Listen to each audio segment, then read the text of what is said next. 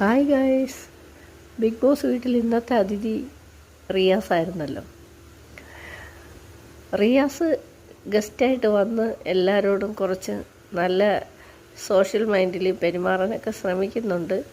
ലക്ഷ്മിയോട് മാത്രമാണ് റിയാസ് കുറച്ചൊക്കെ ഒരു ഗൗരവക്കാരനായിട്ട് നിന്നിട്ടുള്ള. പക്ഷേ ലക്ഷ്മി എന്താ പറയാൻ, ലക്ഷ്മി പൊളിച്ചടുക്കി. റിയാസ് ചോദിക്കുന്നതിനെല്ലാം നല്ല ഉരുളയ്ക്ക് ഉപ്പേരി കൊടുത്ത് റിയാസിനെ അവിടെ പിടിച്ചിരുത്തി.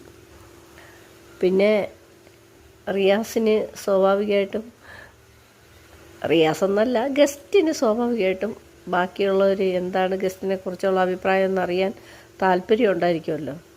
അങ്ങനെ നമ്മുടെ റിയാസ് വന്ന് താല്പര്യം അറിയാൻ വേണ്ടിയിട്ടിരിക്കുമ്പോൾ ഓരോരുത്തരായിട്ട് അവരവരുടെ അഭിപ്രായം പറയുന്നുണ്ട്.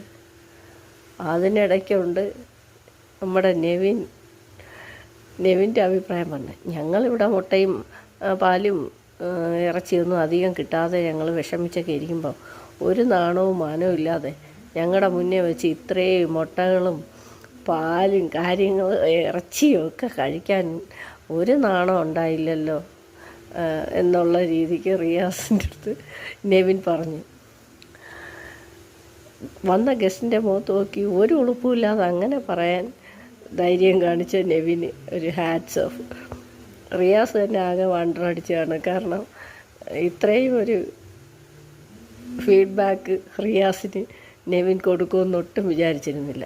എനിക്ക് വളരെ രസകരമായിട്ട് തോന്നി നെവിൻ്റെ ആ പറച്ചിൽ. അതാണ് എനിക്കിന്ന് പറയാനുള്ളത്.